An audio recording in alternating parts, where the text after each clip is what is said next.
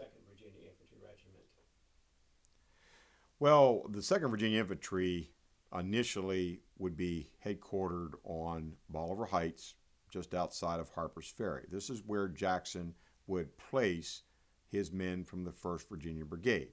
So you would have the 2nd Infantry, the 4th Infantry, the 5th Infantry, the 27th Infantry, and the 33rd Infantry regiments all encamped on Bolivar Heights.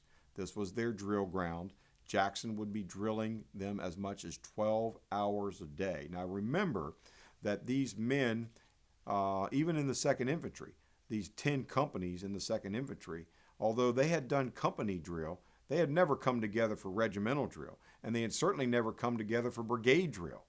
And so the mass numbers of men results in a very different type of maneuver as you get onto a field. The amount of space required, the time required to move men into position from one place, to deploy from one location to another, it's very different at a company level compared to a regimental and brigade level. And so that's what they're learning. They're learning this more mass art of war with larger numbers of men involved as they go through the routine of maneuver on Bolivar Heights.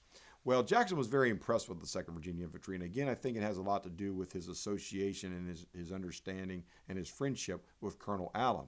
And so the 2nd Virginia Infantry actually is going to be detached from the force at Harper's Ferry and given a very important assignment.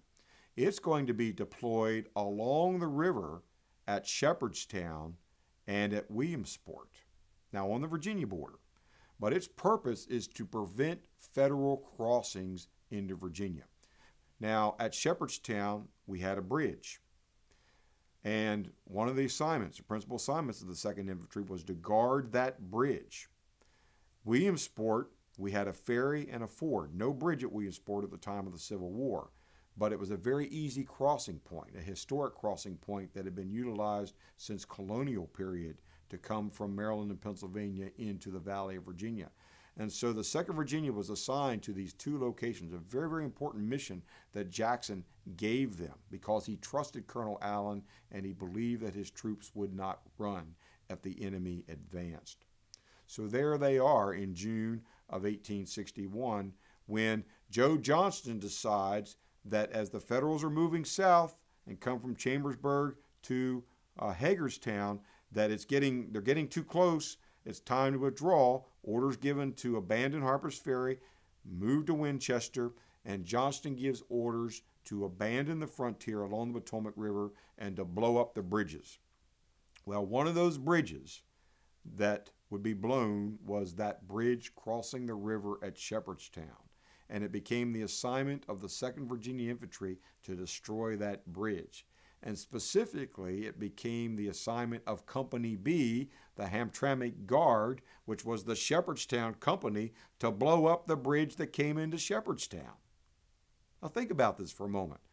Every one of these boys had crossed that bridge. Commerce, maybe even met young ladies coming from Maryland on the bridge or escorted them across the bridge. Certainly had taken their horses and wagons across the bridge. Now they're going to blow it up.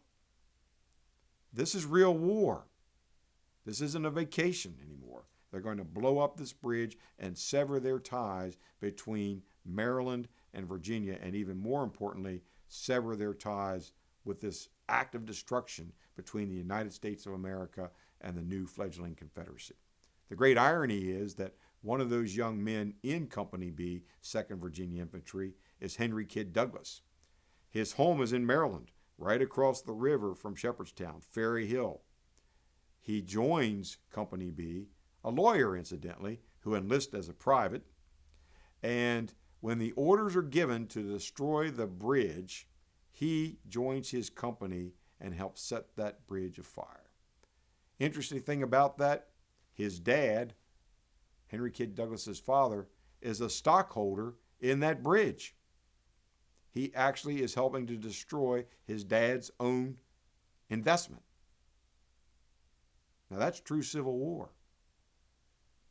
And Henry Kyd Douglas would recall, and I'll share with you his quote, "I was with the company that set fire to it, and when, in the glaze of the burning timbers, I saw the glowing windows in my house, on the hill beyond the river and knew my father was a stockholder in that property and I was helping to destroy the bridge, I realized that war had begun.